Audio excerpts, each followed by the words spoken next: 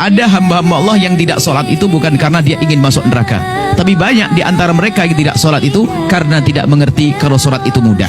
Maka kalau ada orang tidak bisa sholat, bukan yang salah dia, yang salah ustadznya, mempersulit urusan sholat. Ini selalu kami hadirkan.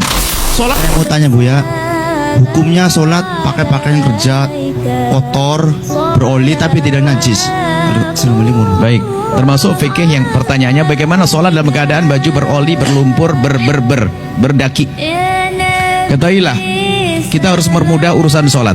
Maka orang yang meninggalkan sholat hukumannya besar di hadapan Allah, neraka. Tapi kami yakin bahwa ada hamba-hamba Allah yang tidak sholat itu bukan karena dia ingin masuk neraka, tapi banyak di antara mereka yang tidak sholat itu karena tidak mengerti kalau sholat itu mudah.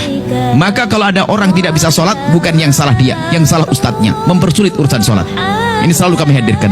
Sholat memang sebisa mungkin ada sempurna dengan baju sempurna, baju rapi, pakai sorban, pakai sunnah meletakkan sesuatu di pundak, penutup kepala, baju rapi, pakai minyak harum dan sebagainya. Itu kesempurnaan. Anda sholat berjamaah di masjid, kesempurnaan. Cuman kan tidak semua orang seperti itu bisa. Mungkin di tengah sawah, mau sholat duhur pulang jauh, bajunya kotor, kena najis, tinggal nyebur di sungai saja, naik sudah suci kok. Sholatnya di atas lumpur, Allah senang. Ini hebat betul, pengen masuk surga maksa ini. Di atas lumpur, jangan dipersulit. Kalau bisa jamaah memang sebisa mungkin di jamaah, madhab diutamakan madhab kita Imam Syafi'i, ini sunat yang sangat dikukuhkan atau fardu kifayah. Madhab Imam Ahmad mengatakan wajib. Anggap saja ini adalah keutamaan, itu saja, jelas. Kemudian termasuk pakai oli sah, cuman dihibur kalau bisa ganti yang bagus. Aduh repot ya, jangan sampai tidak sholat di atas oli yang lagi mengalir. Sah sholatnya, hebat, jidatnya berbau oli. Jangan tinggalkan sholat. Kalau meninggalkan sholat adalah dosa besar, dosa besar, dosa besar. Anda sholat, maka jangan persulit urusan sholat. Mekena, tidak harus pakai mekena khusus. Ini menutup aurat sudah sah. Kaos kaki saja pakai kaos kaki. Kalau kaos kaki tidak punya, pinjam sarung suami. Suaminya di rumah. Nah, sudah begini nggak harus pakai mekena khusus. Tidak harus putih mekena, asalkan menutup sekujur tubuh kecuali wajah dan telapak tangan. Telapak tangan boleh terlihat. Tolong permudah urusan sholat. Tidak harus pakai digelar di mana saja. Ini sah sholat di sini. Ini tidak najis. Siapa bilang najis? Bumi Allah semuanya suci, baru akan berubah menjadi najis kalau Anda yakin melihatnya. Ada orang kencing di sini nggak? Ada yang lihat kencing di sini? Dipel atau belum? Ini pernah dipel atau tidak? Nggak tahu kan? Aslinya bumi Allah suci atau tidak?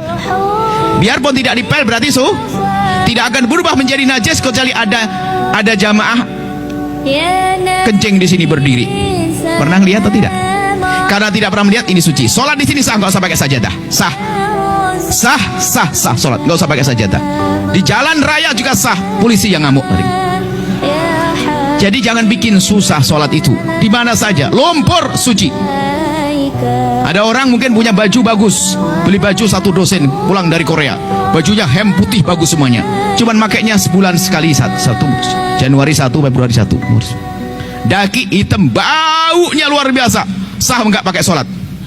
Sah nggak pakai sholat? Sah, cuman kotor. Tolong bermudah sholat, jangan bersulit sholat. Boleh, hebat. Bahkan tak taunya kerja di bengkel pakai belepotan semuanya, masya Allah. Sholat berjamaah lagi, Allah hebat nih, malaikat senyum nih. Gak boleh ada meninggalkan sholat. Dimanapun Anda berada tetap sholat. Di padang pasir, di lumpur, di pinggir laut, semuanya, masya Allah. Najis itu sangat pendek, najis itu sedikit. Jangan semua dikit-dikit najis. Najis hanya 7, selebihnya tidak najis. Ini bab fikih nanti insya Allah. Sah ya.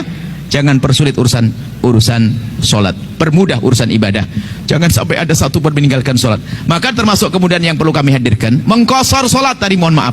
Saya itu lupa, kalau ini banyak pendatang, saya pikir ini orang tinggal di sini semuanya. Maka saya ngomong, gimana sholat yang pertamanya, sempurna atau kosor? Saya pikir Anda itu orang sini semuanya. Tatonya ada yang 5 jam perjalanan, sama dengan saya 5 jam juga. Ya, kalau Anda musafir, Anda dalam bepergian, tujuan Anda melebihi dari 84 kilo, 84 kilo tujuan Anda boleh menjamak dan boleh mengkosor. Mengkosor itu menjadikan duhur 2 rakaat, asar 2 rakaat. Bahkan dalam madhab kita Imam Syafi'i, mengkosor sholat itu lebih bagus pahalanya. Sudah enak korting 2, pahalanya gede. Jangan ragu yang demikian itu. Jangan sok, saya lebih kuat kok, gampang mampir masjid juga gampang. Nah, bukan gitu. Patuh kepada petunjuk itu lebih penting. Jelas ya? Permudah urusan sholat ya. Wallahu a'lam bishawab.